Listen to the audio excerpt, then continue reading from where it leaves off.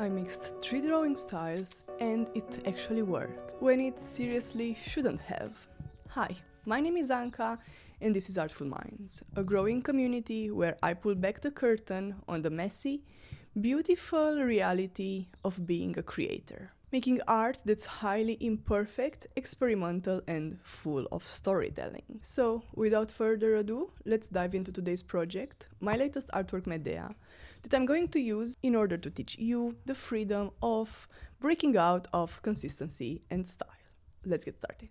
We are constantly gaslit by the art world into believing we need a consistent style, a singular, repeatable aesthetic that fits neatly into a grid. But let's be honest, consistency is often just another word for a cage. I've been away for a while because life got loud, and for a moment I fell into the trap of thinking that if I couldn't produce consistent work, I shouldn't produce anything at all. But that pressure is a creative killer. I'm back to show you why I'm done with that. In this artwork, Medea, I committed a total act of stylistic infidelity. I didn't choose one style, I chose 3 or 4, I'm not even sure. I combined sculptural 3D rendering for the character, a flat 2D architectural patchwork for the background, and a fluid, chaotic ink strategy for the elements that connect them. I used pencil, black ink, and red ink as separate languages. I'm going to show you how I balance these 3 different worlds on one page, and why refusing to have a formed style, so to say, is actually the secret to making art that feels alive. If you feel stuck, it's probably because you're trying to be a specialist when your soul wants to be an explorer. Let's dive into the chaos.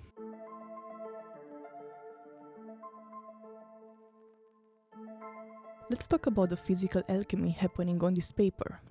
I didn't want a uniform texture because life isn't uniform, so I treated my tools like a dialogue.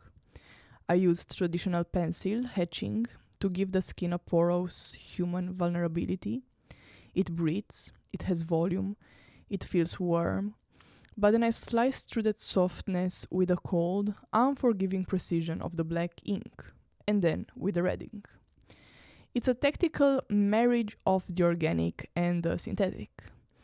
When you use hatching to build soul and ink to build structure, you create a tension that keeps the eye moving. You aren't just drawing, you're orchestrating a tactile experience where the softness of the pencil makes the sharpness of the ink feel even more dangerous. And if you like this type of content, don't forget to hit the like button, subscribe, and share it with your friends.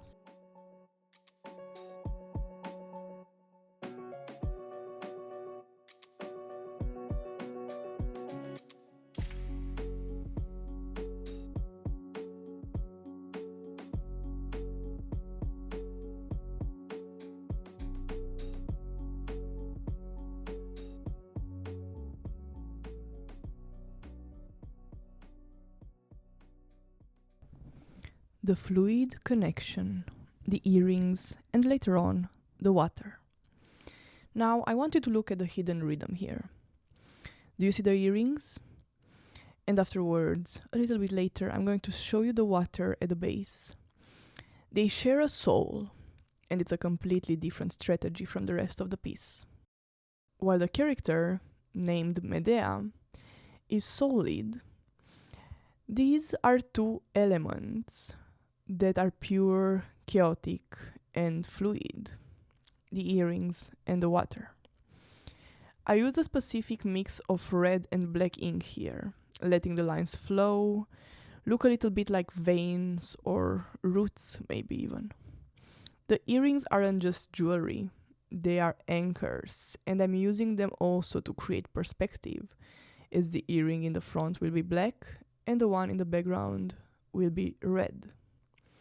They represent the heavy, liquid weight of Medea's heritage, dripping down and manifesting into the literal sea beneath her. It's a visual circuit, a style rhythm that ties to the top of the page and to the bottom, suggesting that Medea is taking over the environment.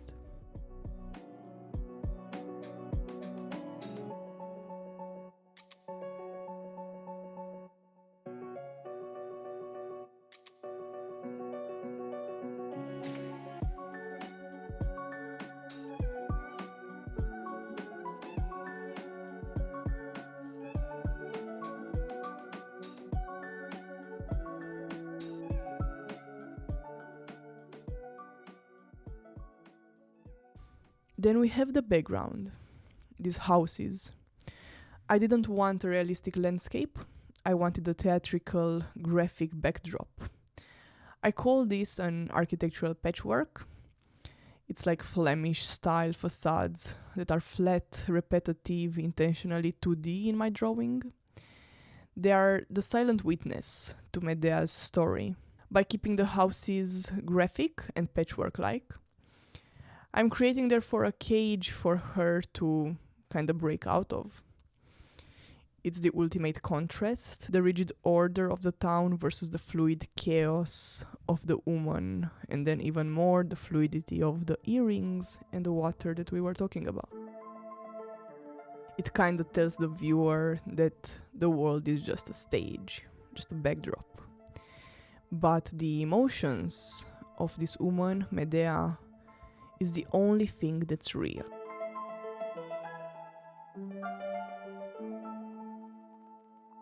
This is a Den production.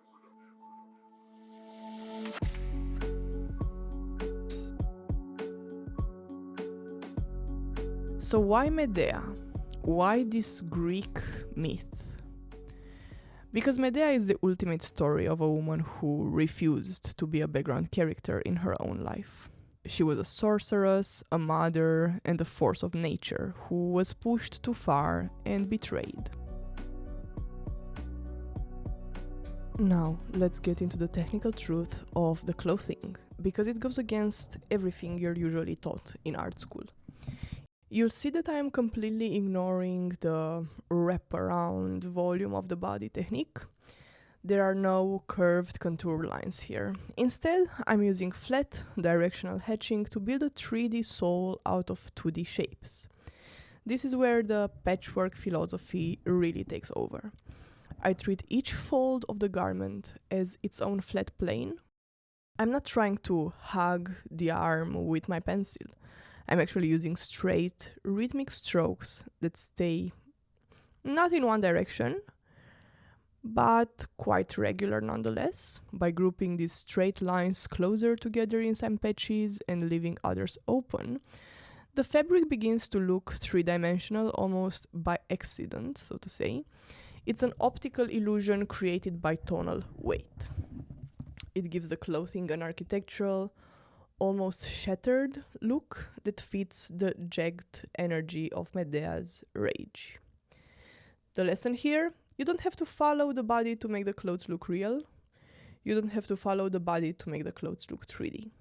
By staying flat with your hatching, but being 3D with your mind, you create a look that is far more interesting and unique than a standard anatomical study.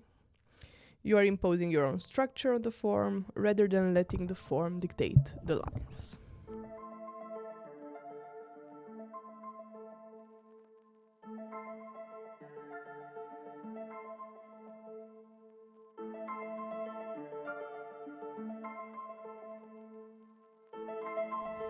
Now, I was saying before about the importance of red in this artwork.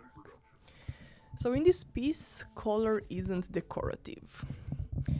In a world of monochrome, red is a scream.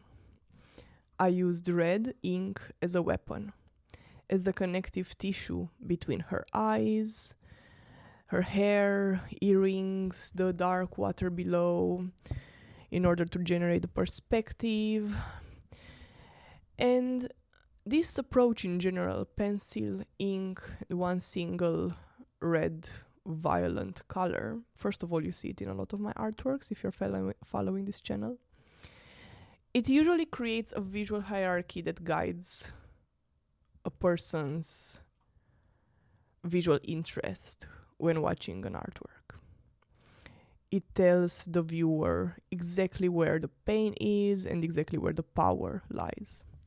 By limiting my palette to just this one aggressive red, I'm making sure that the storytelling remains loud, even when the drawing is quiet.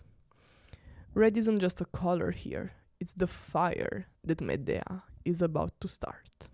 So if you've been away from your art, or you feel stuck in a style that fits like a chore, stop. My style isn't a signature, it's a collection of experiments.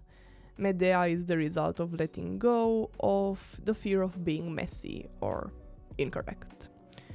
Maybe you already know that I didn't follow an art school.